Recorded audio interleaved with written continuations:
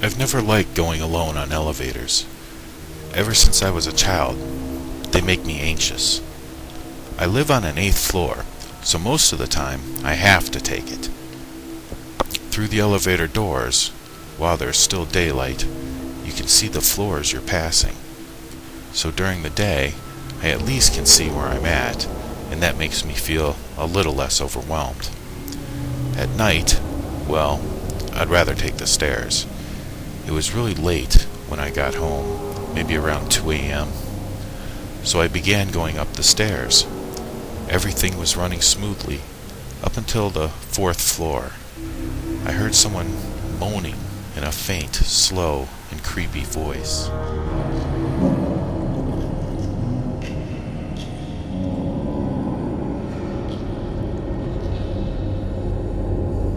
I freaked out and started climbing the steps as fast as I could. I couldn't really tell where the moanings were coming from, but whoever did it increased the volume of those terrifying moans.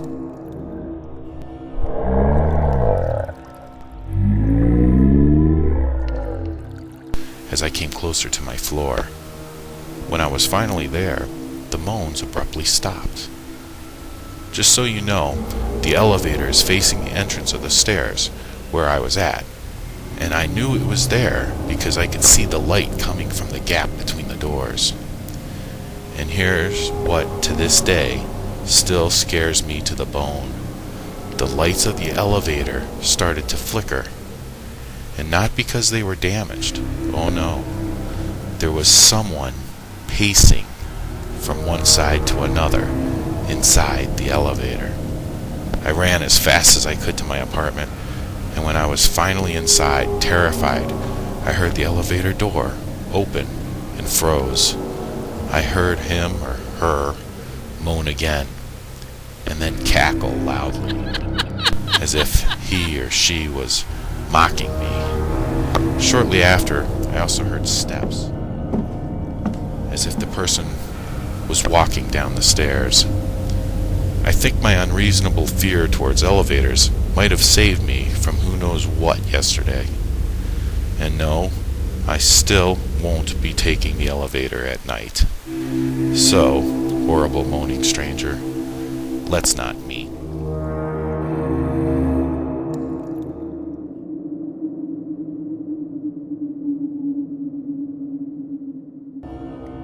I grew up in a small town in the Pacific Northwest, population around 3,000. I was about 10 years old at the time. Late one night, we were getting home from the city, and my mother needed to stop by the grocery store. Back then, it wasn't unusual for kids to be left in the car while their parents ran in. I was sitting in the back seat while the car was running, listening to the radio. The parking lot is almost deserted, and it's very dark. That's when I felt my door try to open, but it was locked. I looked out the window, and there was a tall, blond man staring back at me. I was terrified. I saw him look at the driver's door, and quickly I reached over to lock it. Manual locks, old car. Then I locked the other doors. Through the glass, he smiled, the creepiest smile I'd ever seen, almost a snarl. He said he knew my mother, and that she agreed to give him a ride home and to let him in. In all honesty, that sounded like something my mom would say. However, I yelled through the glass that I'd wait for my mom before I unlocked the door. Then he said, "Okay, but can you at least roll down the window so I can put my bags in?" I saw he had no bags. And even at 10 years old, I wasn't stupid. I shook my head and said, "Sorry, wait for Mom." His smile turned into absolute anger. Luckily, the employee was out gathering shopping carts. Since it was such a small town, he knew my car, and he ran over yelling. The guy ran away really fast into the woods that were between the store and the highway. I started crying, and the employee asked if I wanted to come into the store. I was too scared, so I said I just wanted to wait for my mom. He stayed next to the car until she came out, and he told her what had happened. They called the police, and they asked me a bunch of questions, but I had never seen the man before. I'm so thankful for the employee of the store. He probably saved my life. Guy with the creepy smile. Let's not meet ever, ever again.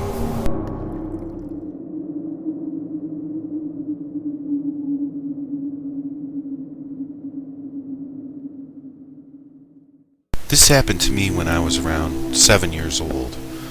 When I was younger, I used to live in the Dominican Republic with my grandparents on my father's side and his brother. My dad lived in the United States at the time. My uncle and I shared a bedroom. To clarify, I was a 7-year-old girl and my uncle was 9. And to get to it, you had to go through my grandma and grandpa's room. My room also had another door, which led to the backyard. As a lot of you might know, the Dominican Republic can be really dangerous, especially at night when the lights go out, because the country can't afford to always keep the electricity running. We have blackouts multiple times a day, every day, and mostly during the nighttime when most people are asleep. So nights are very, very dark. The door in my bedroom that opened to the backyard always scared me because I could hear everything from outside, and it felt like someone could burst right through the door and abduct me. The door was made of long planks of wood laid vertically next to each other.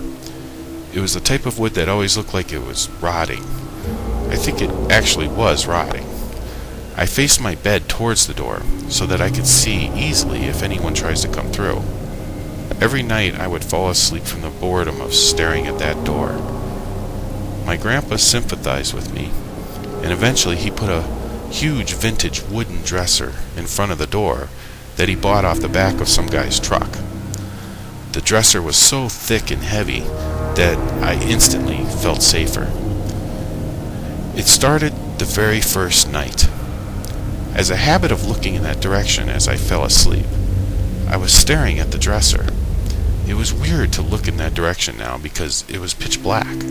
I could no longer see the little beams of moonlight between the cracks of the door, or hear the sounds of the wild animals in the yard, or the late-night traffic on the street. I remember it was nearing the season for tropical hurricanes, so some nights I could hear faint sounds of the trees swooshing and the door creaking. Some nights the door was louder, like it's finally breaking down from the pressure of the winds. My grandparents didn't see anything wrong with the door in the morning. When I told them I was scared it might be falling apart. We never thought anything of it after that. A few weeks later, we had a huge storm. While I was trying to sleep, I could hear banging and cracking and creaking and really loud whoosh and splash and thumps. Naturally, I thought it was just a storm, and so did my uncle. Every night after the storm, we kept hearing similar sounds late at night. It would wake us up.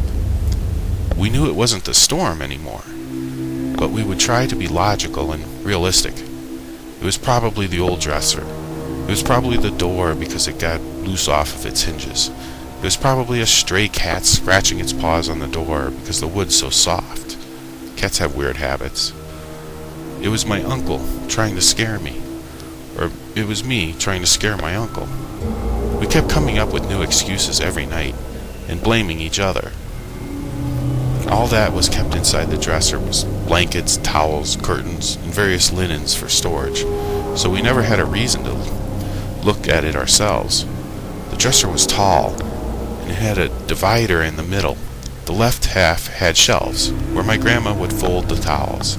The right half had a hanging rack, where she would hang curtains and sheets.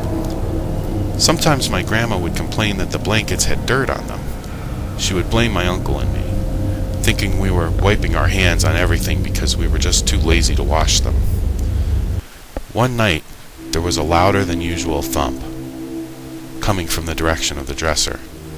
I woke up in a sudden panic, but my uncle was already wide awake. I immediately thought he was playing games, and I started yelling at him. My grandpa woke up, and he came to see what was going on. I told him my uncle woke me up because he was trying to scare me, but my uncle denied it and said he was woken up by all the noise outside. My grandpa didn't hear anything and told us to stop playing around and go back to sleep. As he started to walk back into his room, we heard another loud thump. My grandpa heard it too. We all got freaked out because that time it sounded like it was coming from inside the dresser. He went to the bathroom and got an oil lamp we keep in there. He turned it on and opened the dresser to look. We saw the hanging blankets and curtains moving slightly. Right away we saw. My grandpa quickly stuck his hand in and moved the linen to the side. There was a woman in the dresser. She was a Haitian woman, really small and freakishly skinny. There was a big hole on the right side of the cardboard backing of the dresser. It didn't lead to the outside that we could see. The door was still there, but we instantly knew how she got inside from the position she was in when my grandpa opened the dresser. She was standing up with her knees slightly bent, facing towards the hole. Her hand was up and behind the hole, reaching up towards where the frame of the door would be. We could see her whole body, and I still remember what she was wearing. She had a long, flowing, sun-colored skirt, a dark green or dark blue shirt that was too small for her, so we could see her depraved belly. She had a rag on her head, but we could see her rough black hair sticking out through the gaps. I don't remember if she had any shoes, but I think she probably did. She also had a thin rope wrapped around her wrist all the way up to her elbow on her left hand. She was holding a plastic bag that had one or a few small things in it. When my grandpa moved the blankets out of the way, she panicked, and we heard that she had dropped something. It was a couple of nails and screws, the ones that were holding the door planks together. The plank became loose and she started to push it with her hands. That was the creaking noise we heard. After a few seconds of struggling, she finally pushed the plank down and started to fit her body through the crack in the door. Her head didn't fit right away, and my grandpa reached towards her and grabbed her arm. She bit him. She actually bit him so hard that she almost ripped off his skin. He was bleeding, and she didn't let go until he let go of her first.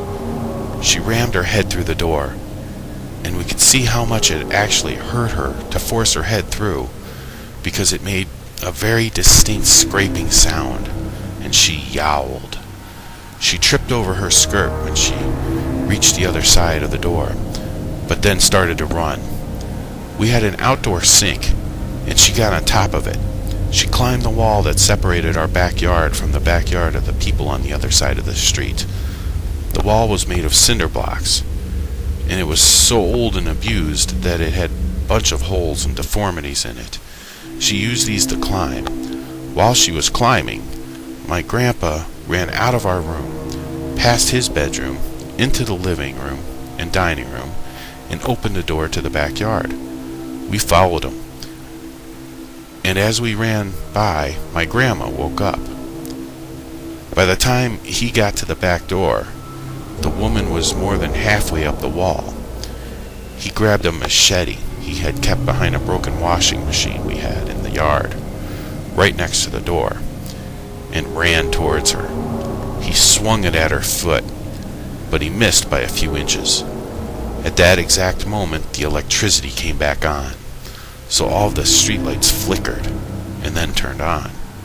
We could see her now. She reached the top of the wall and jumped to the other side. My grandma had followed us to the yard, but she didn't get to see what was happening. She asked, and my grandpa just started swearing and yelling at the woman. We don't have any free emergency services in the Dominican Republic, so there wasn't much we could do because we didn't have any money. No one was hurt in the end, but we went to examine the door and the dresser and tried to figure out how exactly she got in there almost every night. The woman had removed the screws and nails on one of the planks on the door, cut a hole in the dresser, and was staying in it. That woman was in our room almost every night for about 2 months, sleeping just a few feet away from us. We don't know if she ever stepped out of that dresser and walked into the rest of our home. We didn't go back to sleep for the rest of the night. Before the sun was fully risen, my grandpa was nailing down the door from both sides this time. He bought a sack of cement and covered the door with it from the outside. He also replaced another door on the side of the house which led to the outside. It was in the same condition as my bedroom door was. We didn't see that woman ever again. I'm glad we did not meet any closer than we had.